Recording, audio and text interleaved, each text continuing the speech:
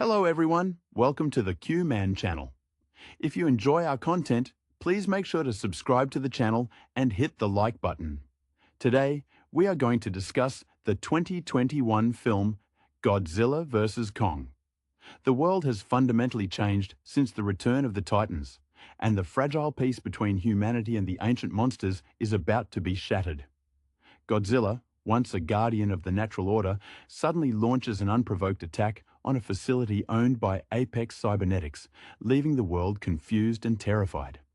Meanwhile, Kong is being held in a massive simulated containment zone on Skull Island, watched over by Dr. Eileen Andrews and her adopted daughter Gia.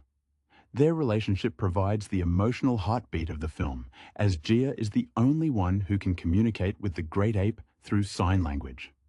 Dr. Nathan Lind, a former geologist whose career was built on the controversial Hollow Earth theory, is brought in to lead a dangerous expedition. He is driven by the tragic loss of his brother in the Antarctic tunnels, a trauma that fuels his obsession with proving that the Earth is home to an ancient, energy-rich ecosystem. He convinces Kong to leave his sanctuary, hoping the primate will lead them to the source of the Titan's power. The journey across the ocean becomes a cinematic battlefield when Godzilla tracks Kong down. The first major clash on the high seas is a visceral display of power, with the neon lights of the fleet illuminating the chaos as Godzilla dominates the water, leaving Kong defeated and the fleet in ruins. While the Titans fight, the perspective shifts to Madison Russell, who is determined to uncover why the usually protective Godzilla turned aggressive. She teams up with Josh Valentine and the eccentric conspiracy theorist Bernie Hayes, who has spent his career digging through Apex data caches. Their investigation leads them to the dark heart of Hong Kong, where Apex is secretly constructing Mechagodzilla.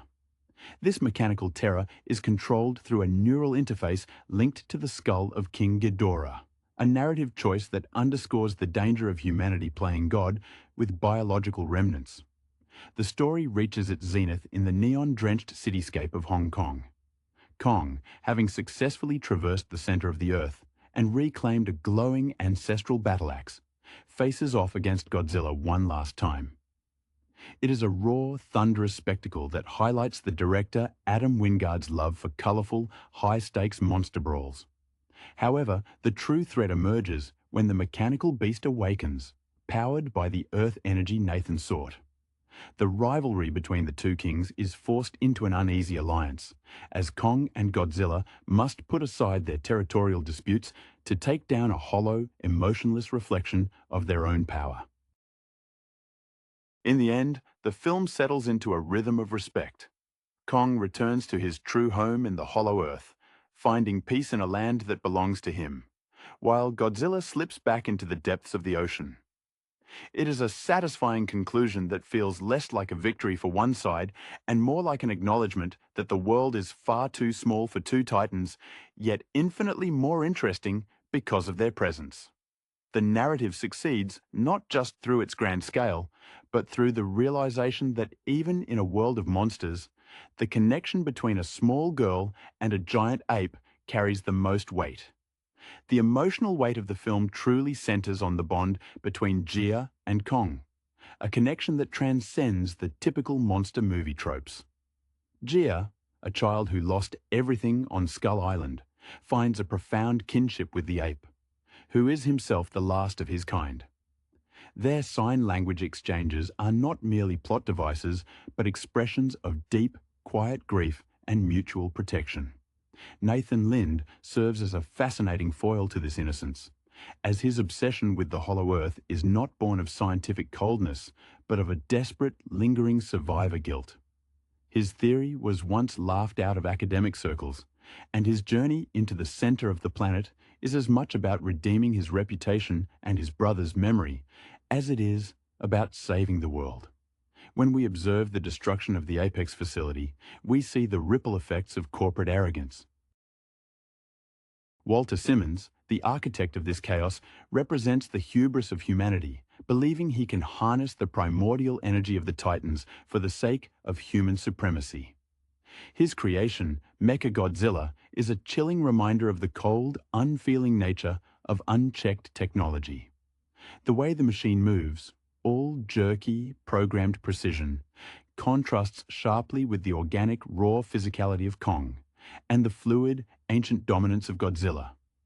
Watching them fight in Hong Kong, under the strobe lights and holographic billboards, creates a visual language that feels almost like a high-stakes wrestling match elevated to a mythological scale. Bernie Hayes adds a necessary layer of human grit to the narrative. His career as an underground podcaster and rogue data miner highlights a world that has grown weary of the Titans, living in a constant state of low-level paranoia. When he, Madison, and Josh stumble upon the secrets of Apex, their camaraderie brings a sense of grounded humanity to the otherwise colossal proceedings. Madison herself remains a figure of great conviction, still holding on to the belief that Godzilla is a force for good, even when the rest of the world has turned against him. She understands, perhaps better than the military leaders, that the balance of nature requires a predator to keep the equilibrium. The final act, where the two ancient rivals are forced into a reluctant brotherhood, is the heart of the film's message. As Kong wields his glowing axe, forged from the backplates of Godzilla's ancestors, he is no longer just a beast. He is a warrior with a legacy. When the two monsters stand back to back against the metallic monstrosity of Mechagodzilla, we realize that their rivalry was merely a distraction from the true horror of synthetic replacement. By the time the dust settles and the neon lights of Hong Kong flicker out, the quiet acknowledgement between them is palpable. It is a moment of mutual respect between the King of the Sea and the King of the Hidden World, leaving the audience with the sense that some things in the universe are simply too wild and too old to ever truly be controlled by human hands. The quiet resonance of this finale invites us to reflect on the nature of legends themselves. While the spectacle of the battle is undeniably the film's loudest feature, the subtle character beats throughout remind us that these titans are sentient, feeling beings rather than mere ecological disasters. Consider Kong, a creature who has spent his entire existence as a protector of a shrinking home, now thrust into a world of concrete and steel that feels fundamentally alien to his primal sensibilities. His loneliness is not the isolation of a beast, but the melancholic solitude of a king without a kingdom. A theme director, Adam Wingard, balances expertly against the sheer scale of the action. Eileen Andrews remains the bedrock of this emotional landscape. Her career, focused on studying the unique biology of Skull Island, has become more than just science. It has become an act of guardianship. She carries the weight of knowing that Kong is a singular entity, and her protective instinct toward him and her daughter Gia creates a domestic warmth that grounds the film's more cosmic elements. When she watches Kong navigate the hollow earth, she sees not a monster to be contained, but a creature finally returning to his ancestral lineage, shedding the constraints that humanity forced upon him. It is a rare moment of empathy in a genre usually defined by destruction. Nathan Lynn's journey, meanwhile, mirrors the redemption arc of a man who has lived too long in the shadows of his own failures. His intellectual drive, fueled by the memory of his brother, adds a layer of tragic ambition to the narrative. He is the personification of human curiosity pushed to its absolute limit. A man who discovers that the hollow earth is not just a geological curiosity, but a vibrant, gravity-defying ecosystem that dwarfs our understanding of the planet. Through him, we witness the awe of discovery. He is the explorer who realizes that he is not the master of the world, but a mere passenger in a domain belonging to titans. Then there is the chilling irony of Mechagodzilla. By attempting to replicate the power of the Alpha Titans, Apex inadvertently highlights why humanity remains the most dangerous species on Earth. The integration of King Ghidorah's residual consciousness into the machine is a stroke of narrative brilliance, turning a piece of advanced technology into a vengeful, corrupted spectre. It forces the audience to confront the realization that while Godzilla and Kong fight for territory or survival, humanity fights for control, a motivation that proves far more destructive in the end. When Godzilla finally swims away into the deep, and Kong retreats to his lush, subterranean paradise, the tension of the preceding chaos fades into a heavy, meaningful silence. We are left with the lingering sense that the world has been permanently altered, not by the wars of men, but by the acknowledgement of forces that defy classification. The film succeeds because it treats the monsters not as villains, but as ancient forces of nature whose capacity for respect is perhaps their most human quality. It is a beautiful, thunderous eulogy for the age of human dominance, and a welcoming sunrise for a world where monsters are no longer secrets, but the true masters of their own destiny. The transition from the chaos of the neon battlefield to the quiet solitude of the aftermath serves as a powerful reminder of the film's underlying philosophy regarding the nature of power. We see Kong not as a tool of apex or a trophy for science, but as a sovereign entity reclaiming his birthright in the hollow earth. Watching him stand upon the ancient throne of his ancestors, one cannot help but feel the weight of his odyssey. He is a tragic hero in the classical sense, a survivor who has braved the suffocating chains of captivity and the overwhelming pressure of deep-sea warfare, only to find a home that fits his gargantuan spirit. His victory is not marked by the surrender of his rival, but by the reclamation of his own identity. Godzilla, by contrast, embodies the relentless and unyielding cycle of the natural world. Throughout the film, he is portrayed less as a creature with complex motivations and more as a biological imperative, a living immune system for a planet that is constantly under threat from human arrogance. His departure back into the dark, crushing depths of the ocean is not an act of retreat, but a return to his station. He remains the silent sentinel, the alpha whose very presence demands an equilibrium that humanity has long struggled to comprehend. There is a profound sense of relief in his silence. It signals that the world has survived another attempt by man to rewrite the laws of biology for profit and ego. Even the peripheral figures, like the dedicated yet weary researchers at Monarch, undergo a transformation in their understanding of these beasts. They move from the role of jailers and observers to that of witnesses to something sacred. This shift in perspective is perhaps best embodied by the subtle, knowing looks shared between characters when the dust finally settles. They realize that they are part of a world that is far older and far more indifferent to their geopolitical machinations than they ever dared to admit. The film masterfully strips away the bravado of the human military machine, showing it to be largely ineffective against forces that are, quite literally, forged from the primordial fires of the earth itself. In the end, the resonance of the story lies in the contrast between the cold, synthesized malice of Mecha Godzilla and the raw, instinctual grit of the two titans. The mechanical monster was an attempt to distill the essence of a titan into a software package, a hubristic dream that ignored the soul of the creature. By contrast, Godzilla and Kong display a type of intelligence that is far more profound than any neural link. They possess the wisdom of territory, the weight of history, and the capacity for a truce that transcends their species-wide rivalry. As the narrative concludes, we are left with the lingering truth that our world is but a stage for these titans, and we are merely the lucky, or perhaps unlucky, audience to a drama that has been playing out for millions of years. It is a cinematic triumph that captures the awe, terror, and ultimate majesty of a planet that is still, in every way that counts, ruled by monsters. Beyond the physical landscape of the film, there is an unspoken commentary on the cycle of legacy that binds both man and beast. When we reflect on Gia, her role extends beyond being a mere bridge of communication. She represents the possibility of a new era of coexistence. Her intuition is a stark departure from the clinical, data-driven approaches favored by the likes of Apex Cybernetics. While Walter Simmons looks at the hollow earth and sees only a fuel source to be exploited, Gia looks at Kong and sees a fellow orphan, a spirit that carries the weight of a vanishing history.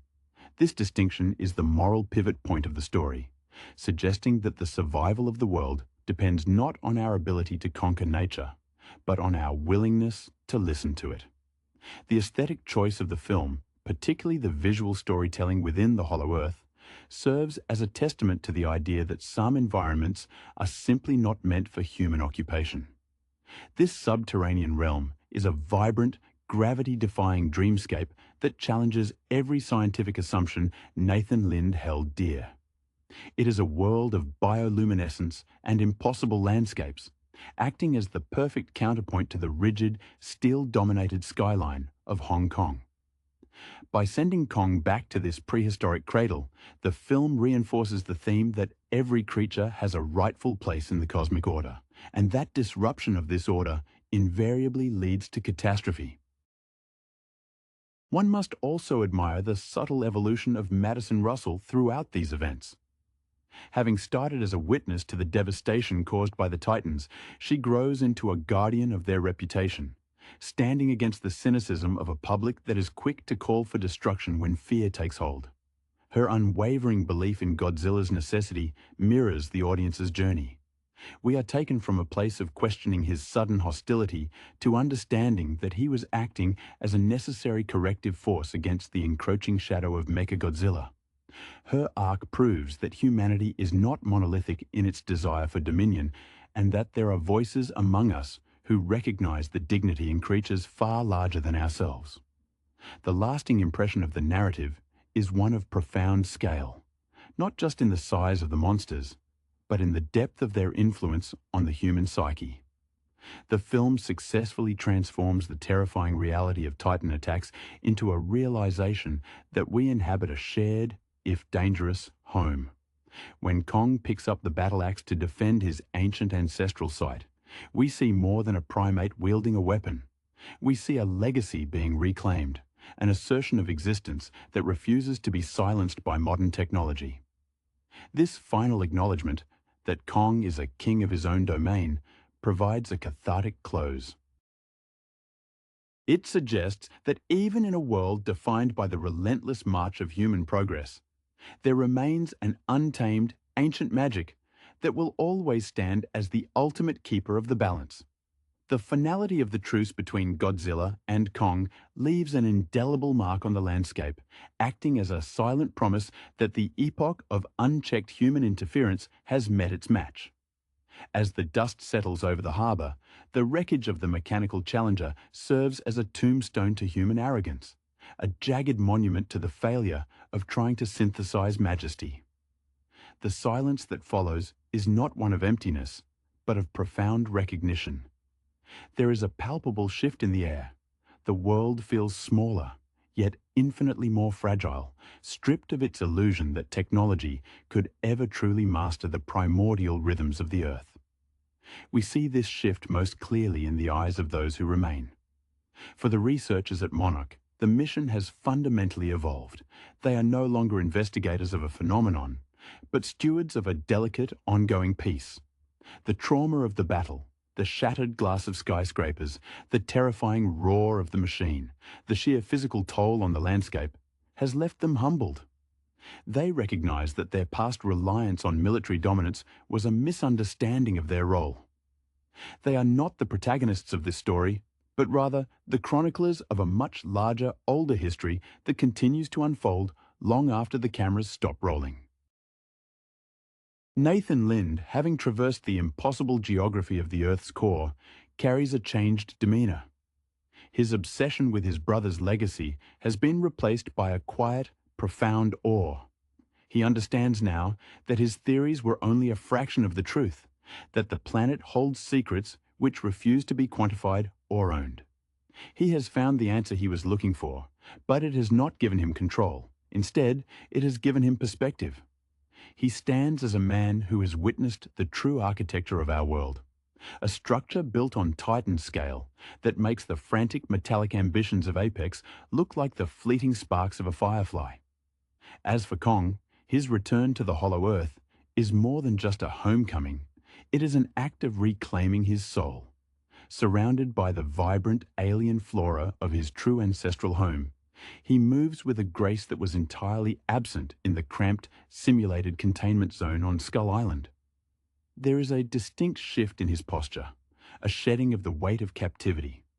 He is no longer a prisoner of human design, nor a specimen to be measured by corporate interests. He is a king who has endured the cruelty of a world he did not choose and has finally found his rightful seat. The sight of him exploring the vast, gravity-defying expanse of his domain is perhaps the film's most poignant image of freedom. Godzilla's return to the depths is equally symbolic. He does not need the validation of humanity or the comfort of a throne.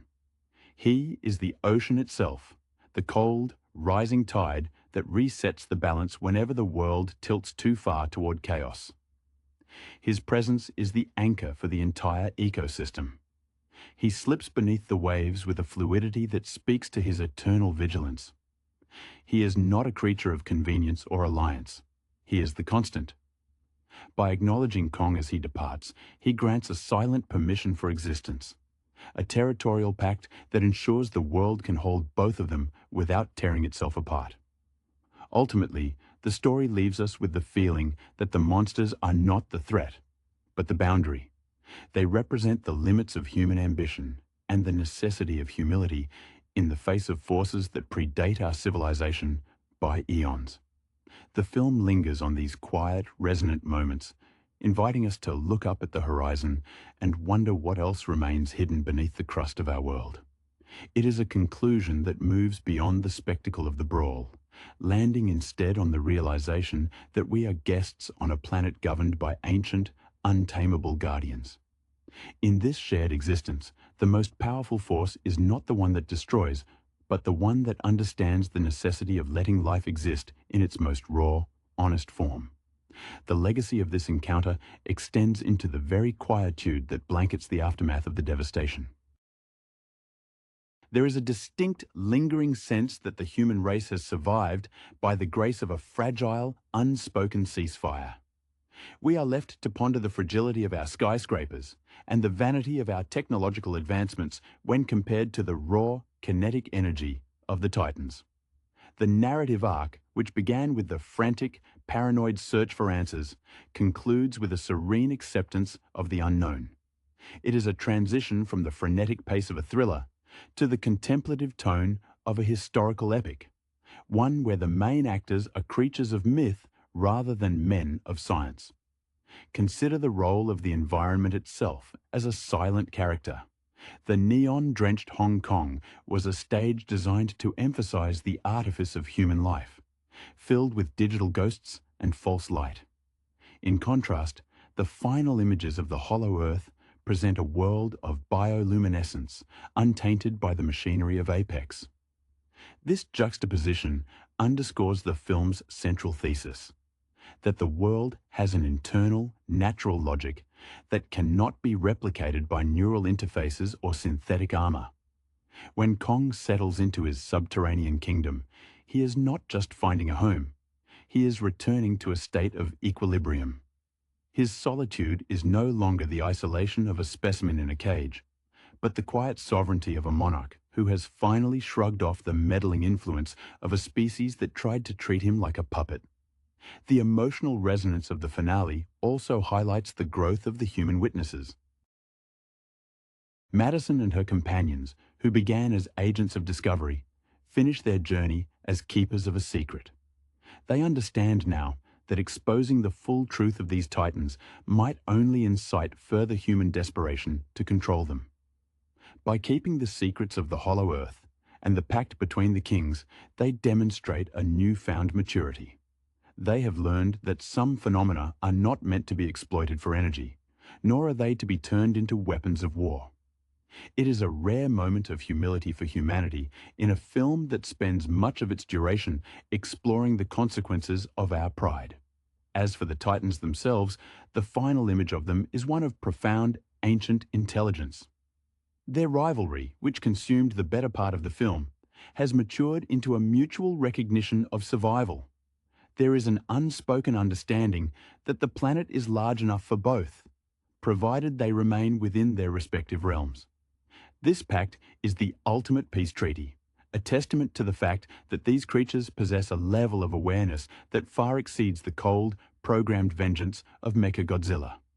The machine was always doomed to fail because it lacked a heart, whereas the true titans have evolved through millions of years of combat, experience, and survival.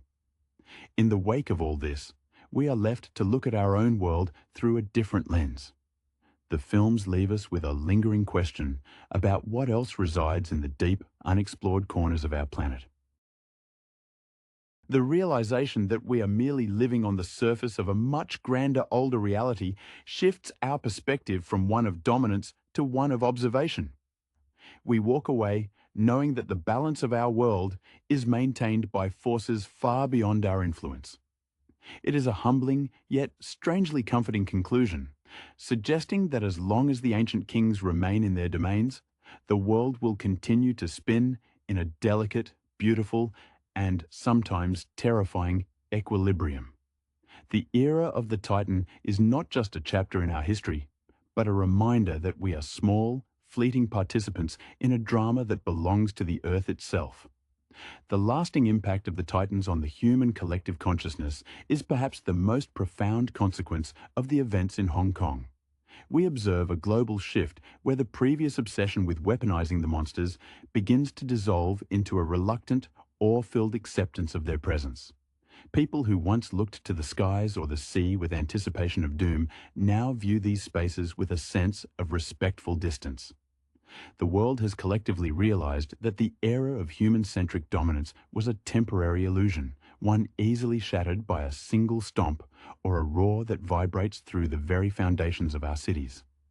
This newfound humility is not merely a product of fear, but of a grudging admiration for the sheer, unyielding majesty of beings that refuse to be diminished by modern life.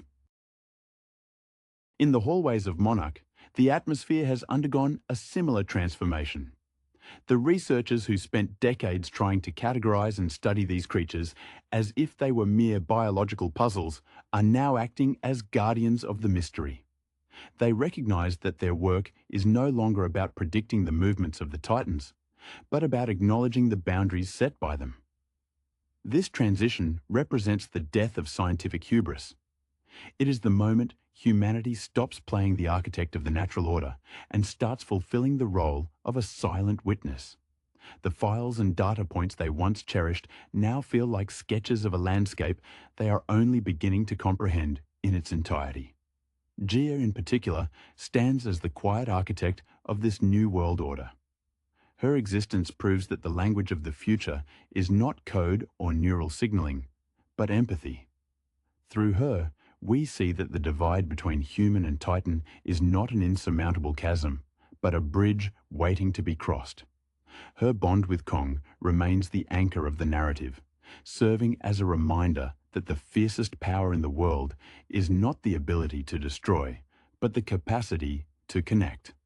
As she watches over the distant, hidden kingdom of the Hollow Earth, she does so not with the curiosity of a child, but with the wisdom of someone who knows that the most important truths in life are those that cannot be spoken, only felt. Looking toward the future, the film implies that the existence of the Titans is a necessity for the survival of the planet. They are the great stabilizers, the living embodiment of an Earth that is far more vibrant, dangerous, and interconnected than our maps could ever illustrate. With Godzilla patrolling the oceans and Kong presiding over his subterranean throne, the planet finds a rhythm that bypasses human interference. We are left with the image of a world that is not governed by parliaments or borders, but by the ancient, steady heartbeat of Titans who have finally found the space they deserve. It is a closing statement that feels less like an ending and more like a perpetual beginning, where the monsters move on, and humanity is left to find its place in the shadow of giants, finally understanding that we are part of a story that is much bigger than we ever dared to imagine. The aftermath of this titanic struggle leaves the world in a state of quiet, transformative awe. For the survivors, the skyscrapers of Hong Kong standing in broken silence serve as a humbling testament to the fragility of human endeavor. We see the citizens rebuilding, not with the arrogance of those who seek to conquer, but with the careful deliberation of those who now understand their place in a wider, deeper hierarchy. There is a newfound respect for the horizon, a shared understanding that the sea and the earth are no longer merely resources to be exploited, but sanctuaries governed by powers that neither know nor care for our petty borders. Eileen Andrews emerges from this ordeal with a grace that defines her as the film's moral compass. Her journey has been one of protective devotion, moving from the scientific scrutiny of a containment expert to the emotional wisdom of a guardian. She realizes that her life's work was never about keeping Kong in a box, but about ensuring his path back to the place where he was always meant to be.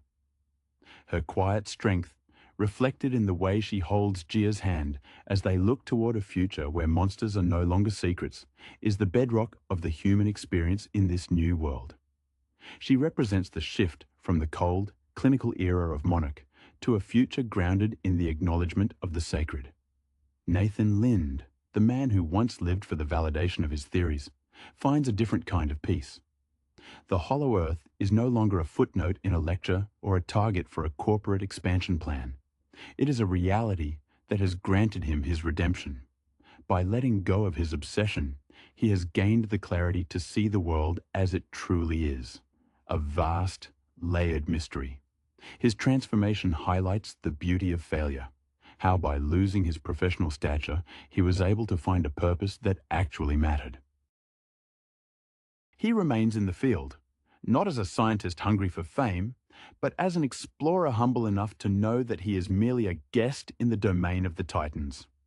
The bond between Kong and Gia continues to resonate even in their separation. It is the most poignant emotional thread of the saga, suggesting that even in a world of colossal, earth-shaking violence, the smallest of connections carry the most weight. Kong, now the undisputed monarch of his subterranean realm, carries the memory of that connection with him. When he sits upon his ancestral throne, we do not see a feral beast, but a ruler who has survived the loss of his family, his island, and his sense of belonging. He is the last of his kind, yet he is no longer lonely. He has finally found the rhythm of his own history. Godzilla's presence in the deep blue remains a source of silent, pulsating comfort. He is the heartbeat of the world, an ancient, uncompromising force that ensures no other pretenders rise to threaten the order he has established. His relationship with the planet is purely symbiotic. He is the ocean, and the ocean is him. By departing into the darkness of the trenches, he leaves the world to its own devices, confident that the lessons of the recent war have been learned. He is the shepherd who watches from the shadows, and in his vigilance there is a profound cosmic relief. As the credits roll on this era of humanity's confrontation with the ancient, we are left with the lingering truth that the world has not been conquered, but awakened. We are no longer the primary actors in the story of our planet. Instead, we are the spectators to a drama of immense mythological proportions. The monsters have reclaimed their roles as the true stewards of the earth, and in doing so, they have forced us to grow up.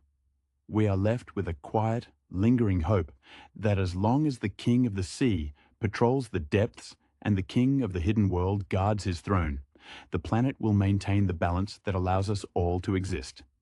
It is a beautiful, terrifying, and ultimately hopeful conclusion to a chapter that has changed the human story forever. The realization of this new world order brings with it a cultural shift in how humanity interprets the Titans. No longer seen as mere biological curiosities or impending disasters, these creatures have seeped into the collective consciousness as modern deities, representing a return to a pre-industrial reverence for nature. We observe this in the way the public discusses the aftermath of the battles.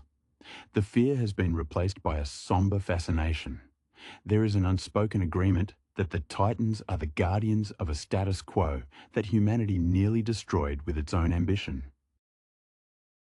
This shift in perspective is the ultimate legacy of the conflict, acting as a permanent correction to the hubris that once dominated our global interactions with the unknown.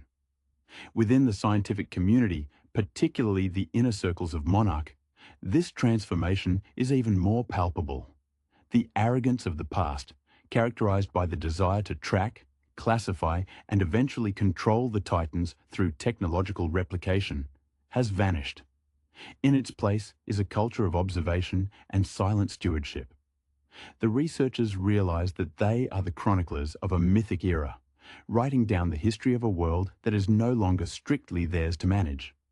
They have traded their containment protocols for deep-sea sensors and seismic monitoring, not to anticipate an attack, but to simply acknowledge the movements of a god. It is a profound professional maturation, moving from the desire to lead to the humility of learning. The legacy of Madison Russell, Bernie Hayes, and Josh Valentine also leaves an indelible mark on the narrative of the film. By exposing the corruption behind the Apex initiative, they helped dismantle the systems of control that were destined to trigger a catastrophe. Their camaraderie represents the grit of the human spirit, the realization that even in a world where monsters can level a city in an afternoon, the individual voice still matters. They stand as the protectors of truth, ensuring that the history of what happened in Hong Kong is not sanitized or rewritten by corporate spin. Their commitment to the truth ensures that humanity remembers its mistakes, creating a memory buffer that might prevent us from repeating the folly of Godzilla. Ultimately, the film succeeds because it treats the monsters as characters with their own moral arc. Kong's journey towards self-actualization and Godzilla's unwavering commitment to the equilibrium of the ecosystem transform them from tropes into protagonists. We leave them not in a state of exhaustion, but in a state of alignment. The world is vast enough to hold both the King of the Sea and the King of the Hollow Earth, a realization that brings a sense of grand design to the chaos. It is a cinematic triumph that leaves the audience with a sense of wonder, reminding us that we are but transient guests on a planet that has been shaped by titans for billions of years and will continue to be long after we have finished our brief, flickering time under the sun. The conclusion of this saga leaves us contemplating the sheer scale of the shift in our own existence. We are no longer the apex predators of a world that we once sought to bend to our will, but rather silent residents in a realm that belongs to forces older than memory. The silence that follows the departure of the Titans is not merely an absence of noise, but a profound, resonant peace. It is the sound of a world that has finally found its rhythm, a heartbeat composed of tectonic plates, deep-sea trenches, and the rhythmic, guttural roars of beings who define the very laws of nature. Gia, standing on the edge of the known, serves as the final quiet image of this new era. She represents a future where the divide between the organic, primal world of the monsters and the cerebral, technological world of humanity is bridged by pure, unadulterated empathy. In her eyes, we see no fear of the giant that once guarded her island, only the recognition of a kindred spirit. Her connection to Kong proves that the most advanced tool we have is not a neural link or a sophisticated weapon, but the simple, profound act of understanding. As she gazes out, we feel the weight of a generation that will grow up knowing the Titans as protectors rather than threats, a legacy that will define the coming century far more than any geopolitical treaty ever could. The survivors in the cities, once defined by their panic, are now defined by their resilience. They have seen the gods walk among them, and the experience has stripped away the superficial layers of their daily anxieties. There is a newfound community in the ruins, a collective understanding that life is fragile and that their continued existence is a privilege granted by the equilibrium these creatures maintain. They have witnessed the spectacle of a war that made their military advancements look like toys, and in doing so, they have found a strange, communal relief. The hubris of the human race has been tempered by the reality of the Titan, and for the first time, there is a genuine appreciation for the small, precious moments of a life that is no longer held in the grip of impending, man-made doom. Even the memory of Godzilla serves a purpose as a harsh, vital lesson. It remains a rusting, discarded monument to the danger of trying to emulate what we cannot comprehend. Its failure was not just in its construction, but in its soul, or more accurately, its lack thereof. By attempting to force the consciousness of a dead world into a metal shell, humanity inadvertently created its own worst enemy. The lesson here is clear. Some forces are meant to be respected, not replicated. This cautionary tale is now etched into the historical record, ensuring that future generations look at the ancient kings with a reverence that will hopefully prevent another cycle of destructive intervention. As the story fades into the horizon, we are left with the image of Kong in his subterranean paradise and Godzilla in the vast, crushing deep. They are the two pillars upon which the stability of the world now rests. Their mutual respect is the foundation of our safety, a pact that doesn't need to be spoken to be understood. We are left to wander our cities, look up at the sky, and acknowledge that the world is a much wilder, more magical place than we were ever told. It is a stunning, thunderous, and ultimately intimate ending, a story that began with a clash of titans and ended with the quiet, beautiful realization that we are merely lucky participants in a kingdom that will always be, in its truest sense, governed by monsters. The resolution of this epic clash leaves an atmosphere of profound, lingering stillness. A silence that is less about the absence of noise and more about the presence of a new, unspoken truth. Humanity has been forcibly moved from the driver's seat of history to the role of a humbled observer. We see this in the quiet, reflective faces of the monarch staff as they stare at their monitors, watching the seismic signatures of the Titans fade into the distance. Their frantic calculations have become unnecessary. They no longer look for ways to influence the beasts, but instead track them with the reverence one might reserve for the changing of the seasons or the rising of the tide. The data has ceased to be a weapon and has become a scripture. For Dr. Eileen Andrews, the aftermath is a period of internal reconciliation. The domestic warmth she cultivated for Gia was once a bubble of normalcy in a world of monsters, but she now recognizes that there is no normal left.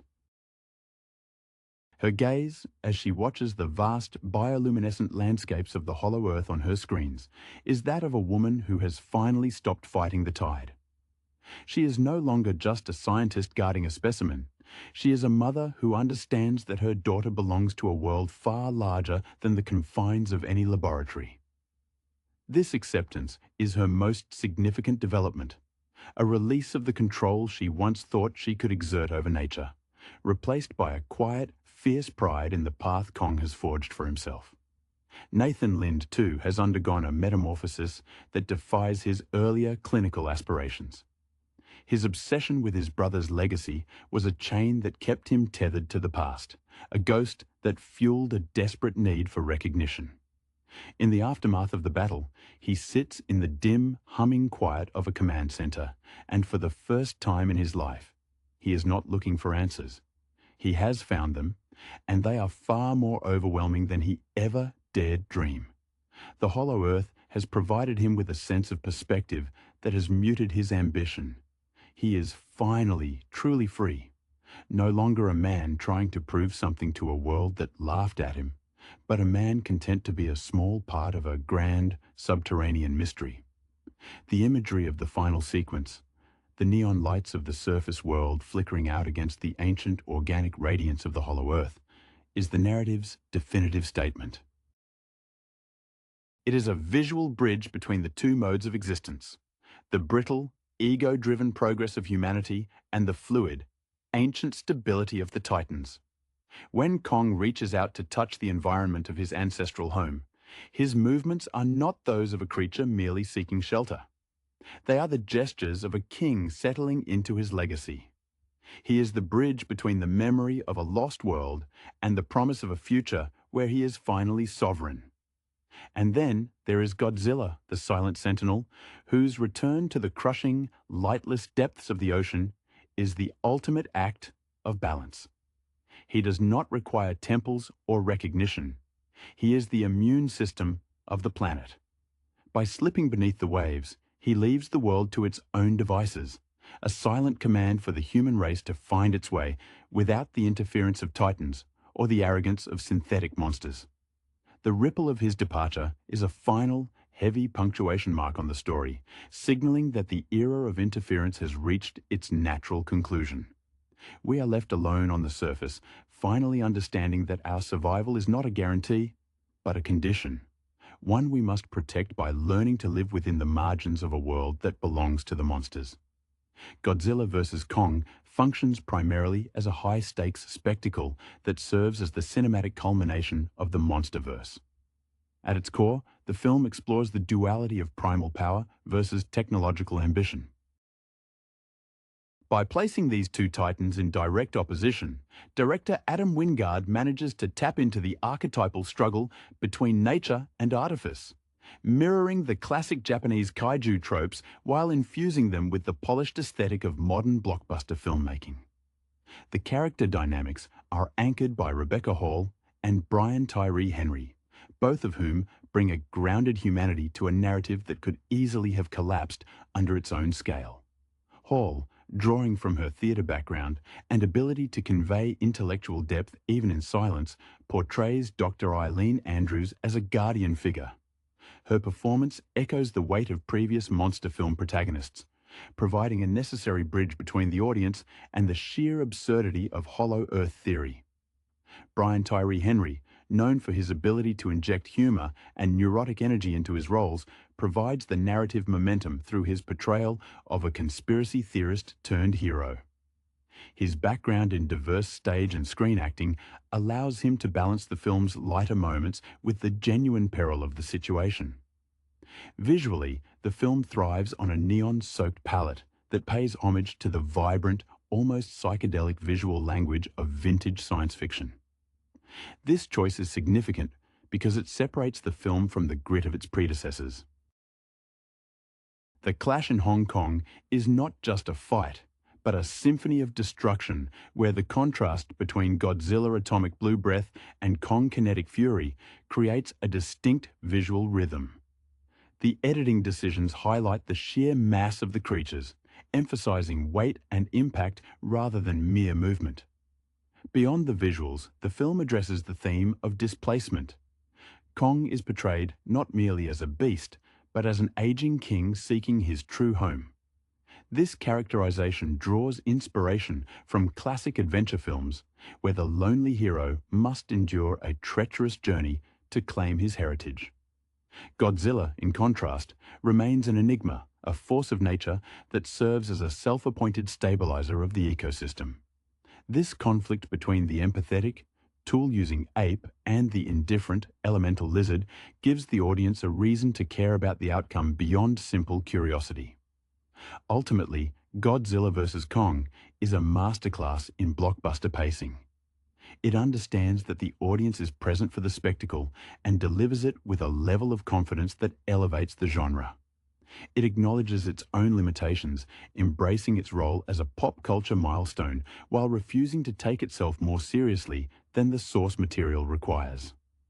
The result is a cohesive experience that successfully unites disparate plot threads into a singular, explosive conclusion that feels earned rather than forced. The emotional resonance of the film is deepened by the silent, tactile connection between Kong and Jia, the young orphan played by Kaylee Hottle. This bond serves as the heartbeat of the story, transforming the massive primate from a terrifying relic into a vulnerable soul yearning for belonging. Hottle, whose performance relies entirely on sign language and expressive observation, provides the movie with a sincerity that anchors the pyrotechnics. Her presence reminds the audience that even in a world defined by seismic shifts and city-leveling battles, the core of the monsterverse is built on connection. The scenes in the Hollow Earth, with their bioluminescent flora and gravity-defying landscapes, feel like a prehistoric sanctuary where Kong finally stops being a captive and starts becoming a protagonist in his own right.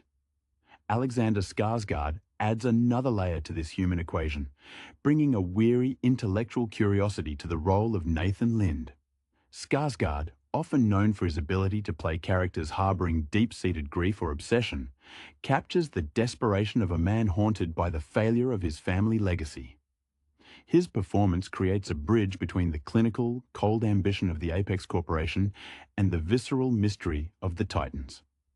When he stands in the shadow of Kong, the look of profound reverence on his face mirrors the audience's own awe, validating the sense of wonder that the film aims to evoke. He represents the academic side of humanity, the part that seeks to understand the monsters rather than just fearing or weaponizing them. On the darker side of the spectrum, Demian Bichir provides a chilling look at what happens when human ego attempts to replicate the divine. As Walter Simmons, he embodies the hubris of the technological age. His portrayal is not one of a mustache-twirling villain, but of a man blinded by his own progress, believing that humanity must seize the crown from the kings of old. This drive leads to the inevitable creation of Mechagodzilla, a mechanical mimicry that acts as a dark reflection of the organic struggle.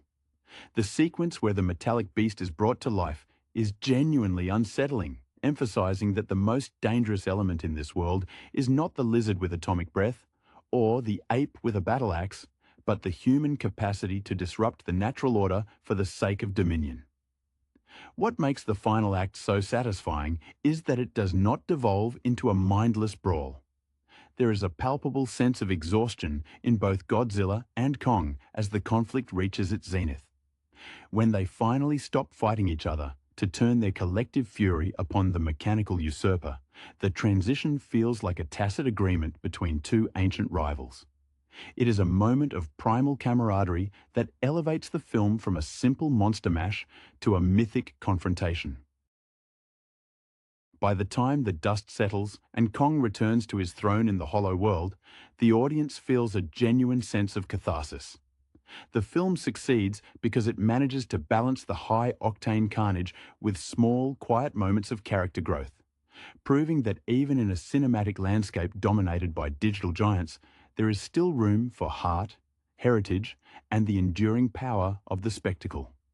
The thematic depth of the film finds its final expression in the realization that these titans are not merely creatures of destruction, but tragic figures defined by their solitude.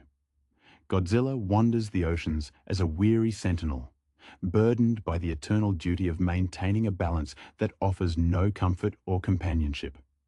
His movements, captured with a heavy, deliberate gait, suggest an ancient weariness that permeates his existence. When he roars, it is not an expression of mindless rage, but a defiant declaration of sovereignty that echoes across the centuries. This burden is mirrored in Kong, whose journey from the confines of Skull Island to the uncharted expanse of the Hollow Earth serves as a poignant metaphor for the immigrant experience of searching for a home that one has only heard of in legends. The emotional geography of the movie is further enriched by the cinematography, which treats the Titans with a reverence usually reserved for deities. Every lingering shot of Godzilla glowing under the dark waves, or Kong silhouetted against the amber light of the subterranean world, invites the viewer to reflect on the insignificance of humanity in the face of such raw, unadulterated existence. The human characters, particularly Isa Gonzalez as the sharp and ambitious Maya Simmons, serve to heighten this contrast. Her character operates within the sleek, sterile environments of Apex, representing the cold efficiency of industrial progress. The tension between her calculated, predatory ambition and the untamed, unpredictable nature of the Titans creates a friction that drives the narrative forward with relentless intensity. This interplay between the organic and the synthetic ultimately forces the audience to confront the ethics of control.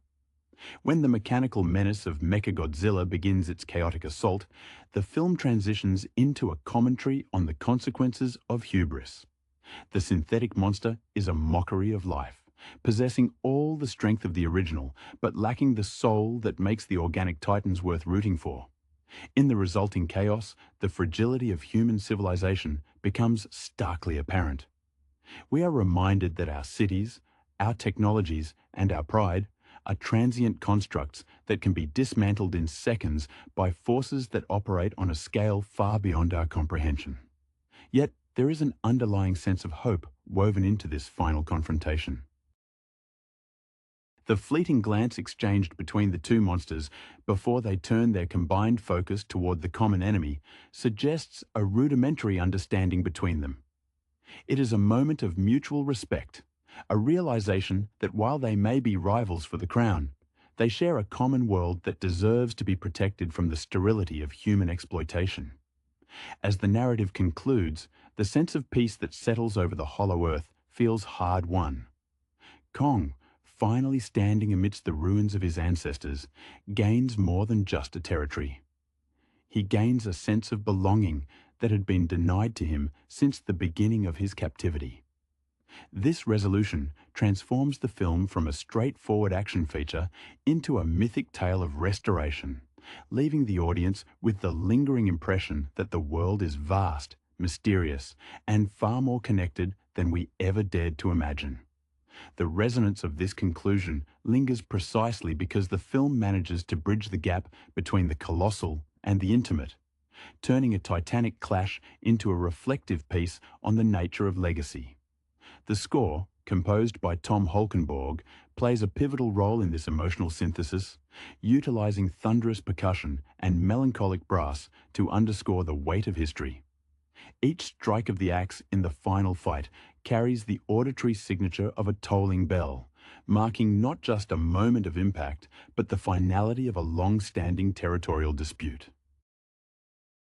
This sound design reinforces the feeling that we are witnessing a struggle that predates recorded human history, placing our contemporary anxieties about technology and climate directly into the mouth of a primordial myth. The interplay between Millie Bobby Brown, reprising her role as Madison Russell, and Julian Dennison adds a necessary layer of youthful idealism to the narrative. Their subplot acts as the connective tissue that grounds the high-concept chaos in a relatable quest for truth. Brown, having matured alongside this franchise, brings an urgent, frantic energy to the character that captures the feeling of a generation watching the world unravel, trying desperately to find meaning in the wreckage. Dennison, known for his comedic timing and infectious vulnerability, balances her intensity with a grounded skepticism that keeps the audience from drifting too far into the surreal. Together, they represent the human desire to maintain morality in a landscape dominated by absolute, uncaring power. What remains most striking upon reflection is the film's refusal to frame the natural world as purely malevolent. In many kaiju films, the monsters are metaphors for nuclear terror or ecological vengeance, but here they are treated as necessary parts of an ancient, cosmic architecture. The film subtly suggests that the human attempt to play God is not just dangerous, but ultimately futile. When the smoke clears and the Titans depart, the silence left in their wake is not one of devastation alone, but of a restored order that humans are invited to observe but never govern. This perspective elevates the film from a standard action vehicle to a contemplative piece of spectacle cinema. It leaves the viewer with a lingering sense of awe for the unknown, a feeling that perhaps the world is bigger and more profound than our urban horizons allow us to see. By allowing Kong to find his sanctuary in the hollow earth and Godzilla to return to the deep, the film grants both icons a dignified exit. It validates the audience's investment in these creatures, moving them beyond the status of monsters and into the realm of legends, leaving the narrative space open for future chapters, while satisfying the immediate desire for a story that feels both grand and surprisingly deeply felt. The finality of the film invites a broader contemplation of the monsterverse as an ongoing mythological tapestry rather than a mere sequence of cinematic events. This series has effectively reclaimed the concept of the kaiju from the realm of B-movie camp and repositioned it as a cornerstone of modern epic storytelling. By leaning into the sheer scale of these beings, the creative team acknowledges that the appeal of these films lies in the suspension of disbelief required to witness a titan grapple with its environment. The world building in the Hollow Earth sequence specifically suggests a frontier that is as terrifying as it is beautiful. A subterranean landscape that operates on its own ancient rules, far removed from the petty squabbles of industrial titans like Apex. There is a profound sense of closure in the way the characters reconcile with their roles within this larger ecosystem. Nathan Lind, once defined by the shadow of his brother, finds fulfillment not in mastery over nature, but in his successful role as a steward of Kong's journey. This evolution from a man driven by grief to one driven by purpose mirrors the broader arc of the film. It suggests that humanity's place in this world is not to dominate, but to act as a witness to the unfolding history of forces we can only hope to coexist with. This shift in perspective is crucial, as it elevates the film beyond a simple conflict of beasts to a story about finding one's place in an untamable world.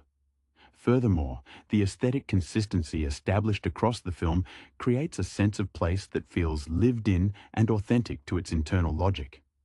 The contrast between the saturated, artificial light of the corporate labs and the raw, prehistoric glow of the Titan's true home emphasizes the divide between the transient human experience and the enduring life of the Earth itself. It is a visual language that speaks of an ancient world that was here long before our cities rose and will continue long after they fall. This underlying philosophy lends a surprising weight to the action sequences, as every punch and collision feels like a tectonic adjustment rather than just a staged fight. As the credits roll, the lingering impression is one of respect for the sheer audacity of the filmmaking. It is a rare feat for a blockbuster to balance such massive, destructive spectacle with moments of quiet, wordless empathy. By giving these characters, both human and Titan, room to breathe, to grieve, and to find their way home, the film transcends its genre boundaries. It leaves the audience not just with the memory of collapsing buildings and atomic fire, but with the haunting, beautiful image of a lonely, powerful creature finally standing at the center of his own kingdom, undisputed and at peace. This is the true legacy of the film, proving that even amidst the largest of scales, a story must possess a human heart to truly resonate. The success of this cinematic endeavor lies in how it recalibrates the audience's relationship with the monstrous. By casting Godzilla and Kong not merely as enemies, but as participants in a grander, older struggle, the film invites a form of wonder that feels almost spiritual. There is a palpable sense of mythic weight in how they inhabit the frame, moving with a gravity that suggests they are the primary actors in the story of the planet, while humanity is relegated to the role of a frantic, bewildered audience.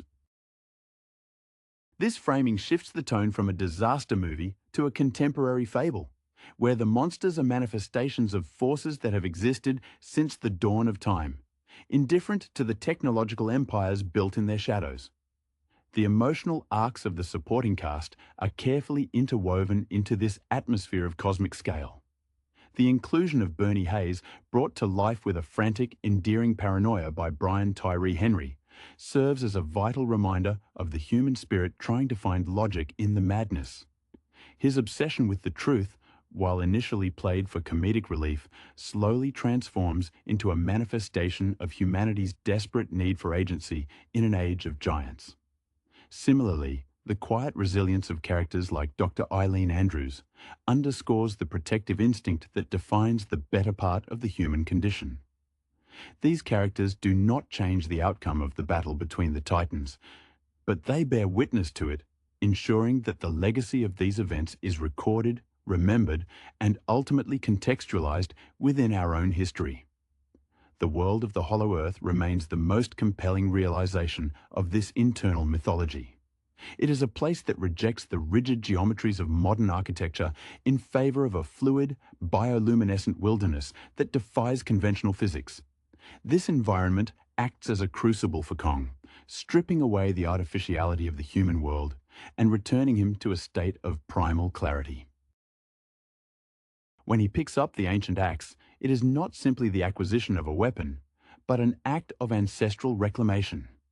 This sequence is framed with a cinematic reverence that treats the artifact as a holy relic, effectively mythologizing Kong's struggle and cementing his status as a tragic, heroic figure. Ultimately, the film succeeds because it leans into the duality of its premise with total sincerity. It recognizes that to make a monster movie that truly endures, one must embrace both the crushing weight of the spectacle and the tender vulnerabilities of its subjects. By the time the screen fades to black, the audience is left with the understanding that our world is shared, not owned. The piece that concludes the narrative is fragile and hard-won, yet it feels entirely earned. The legacy of this film is the realization that even in a universe dominated by forces beyond our control, there is a profound beauty in the act of standing one's ground, finding one's kin, and finally coming home to a place where one truly belongs. The final sequence serves as a meditative coda to the preceding chaos, grounding the epic in a singular, intimate truth. Watching Kong navigate the lush, floating topography of the Hollow Earth, one senses a shift from the weary, captive fighter of the opening act to a creature finally liberated from the demands of human expectation. There is a profound loneliness in his gait, yet it is no longer the isolation of an exile. Instead, it is the solitude of a sovereign monarch. The way the camera lingers on his expression as he surveys the vast, untamed horizon suggests an internal healing process, an acknowledgement that his purpose is no longer defined by conflict, but by his own capacity to exist within his ancestral heritage. This journey is mirrored in the quiet, stoic triumph of Jia, whose silent communication with Kong has become the emotional compass of the entire narrative. Her ability to bridge the gap between two vastly different modes of existence highlights a central thesis of the film, which is that connection does not require a shared language, only a shared experience of vulnerability. When she watches him from the safety of the perimeter, there is a visible relief in her demeanor, a recognition that her companion has found the sanctuary she always sensed he deserved. This bond acts as a necessary counterbalance to the sterile, calculated ambition displayed by the architects of the mechanical threat, emphasizing that empathy is a force as powerful, if not more so, than the raw energy of atomic breath or the brute strength of a titan. Furthermore, the character of Nathan Lind undergoes a subtle but vital transformation, shedding his initial desperation to prove a scientific theory for a more profound commitment to guardianship. Skarsgård plays this shift with a gentle restraint, moving from a man who treated the Hollow Earth as a resource to be unlocked into one who treats it as a sanctuary to be protected. His final interactions with the Titans are devoid of the ego that fueled the disaster, suggesting that the most important lesson humanity can learn is when to step back and allow the natural world to function on its own terms. He becomes a proxy for the audience, shifting from a perspective of observation to one of quiet, humble reverence. In retrospect, the film leaves behind a legacy of balanced duality, where the high-octane destruction never fully eclipses the small, meaningful arcs of those caught in the crossfire. It manages to elevate the monster genre by treating its subjects not as anomalies to be conquered, but as integral, ancient elements of a world that is far larger and more mysterious than humanity's industrial advancements would have us believe. The resonance of the finale is found in this very acceptance of the unknown.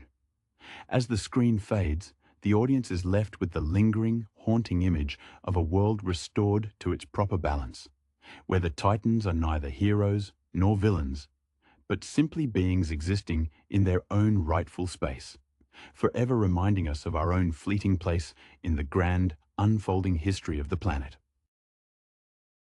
The enduring impact of the film rests on its ability to transform the chaotic energy of the battleground into a commentary on the endurance of the spirit. Beyond the spectacle of falling skyscrapers and shattering glass, there is a recurring focus on the weight of inheritance. Both Godzilla and Kong are depicted as inheritors of a world that predates the emergence of sentient, complex life. And their struggle is not merely for dominance, but for the preservation of an ancient status quo. This elevates their combat to the level of a ritual, a necessary performance of strength that keeps the natural order from collapsing under the encroaching influence of synthetic arrogance. The film argues that these titans are the guardians of history, tasked with guarding a past that humanity is all too eager to pave over and replace with the sterile convenience of the digital age. The human perspective, while secondary to the colossal scale of the monsters, acts as an essential witness to this grand drama. The characters who survive the ordeal do so not because they are physically superior, but because they are capable of adaptation and humility. By the time the dust settles, those who once sought to weaponize the Titans are replaced by those who seek to understand them, marking a symbolic shift in the human relationship with the wild. This evolution is vital to the story arc of the Monsterverse, suggesting that our future success depends on our willingness to move from the role of conqueror to that of a humble neighbor. The characters who align themselves with the Titans are rewarded with a sense of perspective that transcends the petty boundaries of geopolitical conflicts or corporate rivalries. Furthermore, the film's visual language acts as a silent narrator, guiding the audience through the contrast between the claustrophobic anxiety of human structures and the limitless, awe-inspiring scale of the Titans' habitats. The transition from the crowded, neon-lit corridors of a city under siege to the vast, prehistoric expanse of the Hollow Earth serves as a visual metaphor for the psychological liberation experienced by the characters. It is here, in the heart of a world untouched by human ambition, that the true weight of the narrative is felt. The sense of scale, which was once used to induce fear, is repurposed to inspire wonder, reminding us that there is still much on this planet, and beneath it, that remains beyond our grasp. Ultimately, the film leaves us with a lingering appreciation for the beauty of the colossal.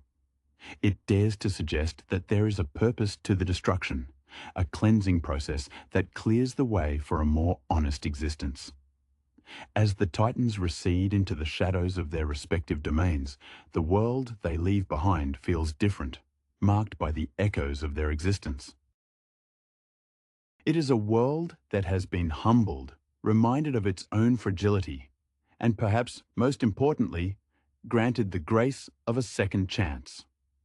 The final image of the film, a quiet moment of stillness amidst a landscape of immense power, resonates because it acknowledges that while our time on this planet is temporary, the forces that govern it are eternal and, in their own way, deeply, irrevocably beautiful.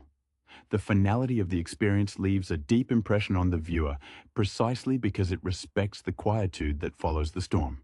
When the chaos of the neon city lights and the mechanical hubris of Apex dissipate, what remains is the profound stillness of an ecosystem finding its equilibrium once more.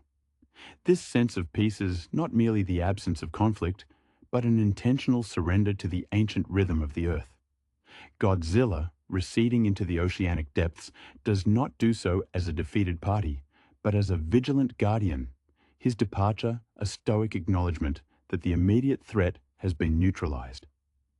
There is a melancholy dignity in his return to the silence of the abyss, reflecting the weary resignation of an eternal protector who finds no joy in his constant vigil.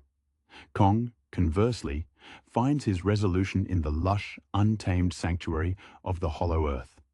The transition from the constraints of his island exile to this primordial cradle serves as a poignant metaphor for the reclamation of self. Watching him tread through the bioluminescent undergrowth, one observes a transformation in his physicality. His movements, previously defined by the sharp, reactive aggression of a combatant, soften into the purposeful, rhythmic stride of an inhabitant. He is no longer a tool of human agenda or a curiosity to be contained, but a sovereign force within a realm that recognizes his heritage. This emotional arc provides a much-needed sense of closure, turning the narrative into a testament to the idea that true belonging is not a destination, but a state of being where one's inner nature is at harmony with the environment. The human witnesses to this saga, particularly those like Gia, carry the weight of this transformation with a solemnity that feels earned. Her connection to Kong transcends the verbal, evolving into a silent language of mutual regard that serves as the heart of the film. Through her eyes, the audience is permitted to see the giant not as a terrifying monolith, but as a living, feeling entity with its own history and aspirations. This perspective is vital because it strips away the cold, detached analytical gaze of the researchers and replaces it with a humanizing warmth. It is a reminder that even in a story defined by the Titanic, it is the capacity for empathy that anchors the experience in reality. Ultimately, the film succeeds because it treats the concept of the Titan with a level of sincerity that elevates the genre into the realm of modern myth. By focusing on the interplay between the organic world and the disruptive influence of human ambition, the narrative poses an enduring question about our own place in the grand design. It does not offer easy answers, nor does it moralize in a way that feels forced. Instead, it invites the audience to simply look up, to acknowledge the insignificance of our artificial constructs, and to appreciate the raw, unadulterated power of the natural world. As the narrative concludes, the world feels both larger and more intimate, a vast landscape of mystery where the ancient kings continue to rule, and humanity is left to find its way, humbled by the knowledge that we are merely guests in a theatre built for giants. The artistic achievement of this saga lies in its ability to reconcile the discordant elements of modern blockbusters with the primal rhythms of folklore. As the dust finally settles across the globe, the narrative leaves behind a lingering sense of perspective, a realization that humanity is merely a fleeting presence in a story written on a geological timescale.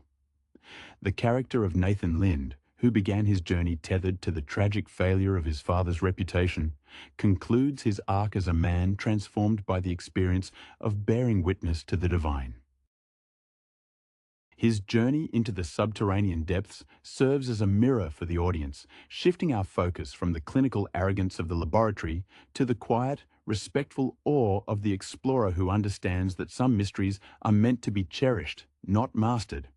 This shift is echoed in the nuanced performance of Rebecca Hall, whose Dr. Eileen Andrews provides the emotional scaffolding for the film. Her portrayal captures the unique burden of a protector who must balance the cold realities of science with the fragile beating heart of a child's connection to an ancient soul. She navigates the absurdity of the hollow earth theory with a grounded authority, ensuring that the audience never loses sight of the human stakes involved in such a monumental confrontation. Her interactions with Kaylee Hottle, performed with a sensitivity that bypasses the need for dialogue, highlight the central theme that empathy can transcend even the most insurmountable physiological differences. It is this core of humanity that prevents the spectacle from becoming a hollow exercise in digital violence. Moreover, the film succeeds by treating the environment not as a passive stage, but as a living participant in the conflict. The contrast between the sterile, pressurized metal of the Apex headquarters and the sprawling, vibrant ecosystems of the Hollow Earth is a visual indictment of human hubris. While Walter Simmons represents the dangerous delusion that we can manufacture godhood to satisfy our territorial anxieties, the natural world responds with an elemental indifference that is both terrifying and beautiful. This juxtaposition emphasizes the fragility of our civilization, reminding us that we exist on a thin crust of stability, perpetually overseen by titans whose concerns are far removed from our own administrative squabbles. Ultimately, the resonance of the story is found in its refusal to offer a tidy, simplistic resolution, where everything returns to the status quo. The world is fundamentally changed. The secret of the Earth's interior is no longer a hidden myth, and the balance of power has been irrevocably altered. Yet, there is a profound catharsis in seeing the two titans return to their respective domains, each finding a sense of purpose that had been missing in the era of human interference. By allowing these creatures to exist as self-determined entities, the film pays them the highest compliment possible, validating their stature as the true ancient custodians of the planet. We are left with the evocative, lingering image of a world that is once again wild, mysterious, and grand, inviting us to look beyond our own skylines and recognize the ancient, breathing greatness that continues to shape the world we call home. The structural elegance of the finale serves as a testament to the growth of the Monsterverse. shifting from a collection of disparate creature features into a coherent, overarching mythos. By allowing the tension to dissipate into a state of mutual acknowledgement between Godzilla and Kong, the film effectively closes the chapter on the era of conflict and opens a new one defined by coexistence. This transition is not handled with a heavy-handed moral lesson, but through the visual language of exhaustion and respect. When these titans walk away from the smoking remains of the conflict, their movements possess a weight that implies they are not merely finishing a fight, but honoring a truce born of necessity. This silent agreement between two elemental forces suggests that the natural world possesses an inherent wisdom that human society, in its pursuit of dominance, often fails to comprehend. The legacy of the film is further cemented by its focus on the cyclical nature of power. The rise and fall of the mechanical usurper, Mechagodzilla, stands as a chilling reminder of the dangers inherent in humanity's desire to replicate the divine. This synthetic entity, forged in the fires of corporate greed and fueled by the hubris of the technological elite, serves as the perfect foil to the organic authenticity of the true Titans. Its destruction at the hands of the very forces it sought to replace reinforces the idea that life, in its most primordial form, possesses a vitality that cannot be manufactured or controlled. This sequence acts as a cautionary tale, illustrating that while humanity may reach for the stars or delve deep into the earth to find the secrets of power, the consequences of such ambition are often met with a crushing, natural rejection. Furthermore, the film's lasting influence can be traced to the quiet moments of character growth that occur amidst the carnage. Characters like Bernie Hayes, the conspiracy theorist who finds himself at the center of a historical turning point, remind us that even in a world of monsters, the human experience remains defined by the search for truth and connection. His arc from an isolated outcast to a vital participant in the defense of the planet mirrors the film's broader message: that one does not need to be a titan to have an impact. By grounding the gargantuan battles in the authentic, relatable fears and hopes of its human cast, the story ensures that the audience remains tethered to the stakes of the conflict, never losing sight of the people whose lives are shaped by these seismic events. As we look back on the culmination of this cinematic journey, it is clear that the project has successfully elevated the kaiju genre into a space of profound storytelling. It has moved beyond the simple, thrill-based engagement of its predecessors to offer a meditation on legacy, home, and the enduring power of the unknown.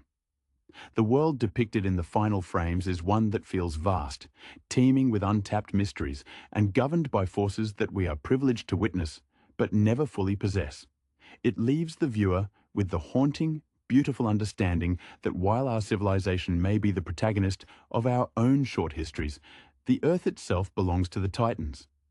And our place within it is one of humble stewardship, forever in the shadow of giants who have seen the dawn of time and will likely be there to witness its long, slow sunset. This emotional arc provides a much-needed sense of closure, turning the narrative into a testament to the idea that true belonging is not a destination, but a state of being where one's inner nature is at harmony with the environment. This legacy is further anchored by the film's visual commitment to a sublime aesthetic, the idea that something can be both horrifying and beautiful. The cinematography captures the Titans not just as fighters, but as living landscapes. When Godzilla's spines ignite, casting a flickering azure glow against the dark roiling ocean, the light paints him as a celestial body moving through a watery void.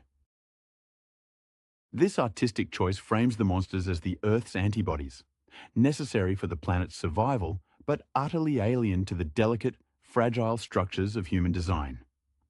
It is a masterful stroke that forces the audience to stop rooting for a winner and start rooting for a world that can contain such magnificent, destructive life. In the quiet resolution, we are left with the lingering realization that while we built our towers to scrape the sky, we are ultimately held up by the unseen, ancient foundations moving silently beneath our feet. The resonance of this final image is magnified by the film's refusal to equate silence with emptiness. In the wake of the Titan's departure, the world feels less like a post-apocalyptic ruin and more like a reclaimed frontier, where the scars of the conflict are slowly being overwritten by the resurgence of the natural order. This thematic thread is most beautifully articulated in the quietude surrounding Gia. Her final look toward Kong is not one of a child watching a pet, but of a diplomat witnessing a sovereign returning to his throne. It is an act of profound surrender. She acknowledges that the boundaries of her world have expanded, and that the monsters are, in fact, the rightful inhabitants of a planet that humans have merely been borrowing. The cinematic weight of this transition is supported by the recurring motif of the gaze. Throughout the film, we see the Titans watching humanity, not with the predatory hunger of an apex killer, but with a detached, ancient observation. This perspective is most haunting during the brief, breathless moments of eye contact between Godzilla and the human characters. There is no recognition of us as peers, but rather as something small, frantic, and fundamentally ephemeral. By centering these moments of nonverbal communication, the film underscores the terrifying reality of our insignificance. We are reminded that we are not the protagonists of this story, but the witnesses, tasked with the heavy burden of documenting a power that has no need for our validation. This thematic depth is further enriched by the character of Mark Russell, whose return provides a bridge between the clinical, military-focused perspective and the more spiritual acceptance of the Titan's role in our biosphere. His weariness, worn on his face like a physical mantle, represents the transition from the fear of the Godzilla threat to the begrudging respect for the Godzilla necessity. He embodies the evolution of the global human psyche, the realization that safety lies not in the destruction of these beings, but in the maintenance of a fragile, respectful distance. His final scenes are devoid of the frantic combat readiness of earlier films, replaced by a quiet, watchful vigilance that suggests he has finally learned the lesson his daughter was trying to teach all along. Ultimately, the film leaves us with the haunting, beautiful understanding that while our civilization may be the protagonist of our own short histories, the Earth itself belongs to the Titans. Their presence serves as a constant looming reminder of the world's true scale, a reality that the sterility of our urban skylines often blinds us to. As the screen fades, the audience is left not with the adrenaline of the brawl, but with a lingering sense of awe for the unknown. We are reminded that beneath the concrete and the cables, the world remains wild, ancient, and governed by forces that do not answer to us. The film's success lies in this final humbling truth, that to truly live on this planet is to accept our place within a story far grander, older, and more mysterious than anything we could have ever imagined ourselves. Hello everyone, welcome to the Q-Man channel. If you enjoy our content, please make sure to subscribe to the channel and hit the like button. Today, we are going to discuss the 2021 film Godzilla vs. Kong. The world has fundamentally changed since the return of the Titans, and the fragile peace between humanity and the ancient monsters is about to be shattered. Godzilla, once a guardian of the natural order, suddenly launches an unprovoked attack on a facility owned by Apex Cybernetics, leaving the world confused and terrified. Meanwhile, Kong is being held in a massive simulated containment zone on Skull Island, watched over by Dr. Eileen Andrews and her adopted daughter Gia. Their relationship provides the emotional heartbeat of the film, as Gia is the only one who can communicate with the great ape through sign language. Dr. Nathan Lind, a former geologist whose career was built on the controversial Hollow Earth theory, is brought in to lead a dangerous expedition. He is driven by the tragic loss of his brother in the Antarctic tunnels, a trauma that fuels his obsession with proving that the Earth is home to an ancient, energy-rich ecosystem. He convinces Kong to leave his sanctuary, hoping the primate will lead them to the source of the Titan's power. The journey across the ocean becomes a cinematic battlefield when Godzilla tracks Kong down. The first major clash on the high seas is a visceral display of power, with the neon lights of the fleet illuminating the chaos as Godzilla dominates the water, leaving Kong defeated and the fleet in ruins. While the Titans fight, the perspective shifts to Madison Russell, who is determined to uncover why the usually protective Godzilla turned aggressive. She teams up with Josh Valentine and the eccentric conspiracy theorist Bernie Hayes, who has spent his career digging through Apex data caches. Their investigation leads them to the dark heart of Hong Kong, where Apex is secretly constructing Mechagodzilla. This mechanical terror is controlled through a neural interface linked to the skull of King Ghidorah, a narrative choice that underscores the danger of humanity playing God with biological remnants. The story reaches its zenith in the neon-drenched cityscape of Hong Kong. Kong, having successfully traversed the center of the Earth and reclaimed a glowing ancestral battle axe, faces off against Godzilla one last time. It is a raw, thunderous spectacle that highlights the director Adam Wingard's love for colorful, high-stakes monster brawls. However, the true threat emerges when the mechanical beast awakens, powered by the Earth energy Nathan sought. The rivalry between the two kings is forced into an uneasy alliance, as Kong and Godzilla must put aside their territorial disputes to take down a hollow, emotionless reflection of their own power. In the end, the film settles into a rhythm of respect. Kong returns to his true home in the hollow earth, finding peace in a land that belongs to him, while Godzilla slips back into the depths of the ocean. It is a satisfying conclusion that feels less like a victory for one side and more like an acknowledgement that the world is far too small for two titans, yet infinitely more interesting because of their presence. The narrative succeeds not just through its grand scale, but through the realization that even in a world of monsters, the connection between a small girl and a giant ape carries the most weight. The emotional weight of the film truly centers on the bond between Jia and Kong, a connection that transcends the typical monster movie tropes. Jia, a child who lost everything on Skull Island, finds a profound kinship with the ape, who is himself the last of his kind. Their sign language exchanges are not merely plot devices, but expressions of deep, quiet grief and mutual protection.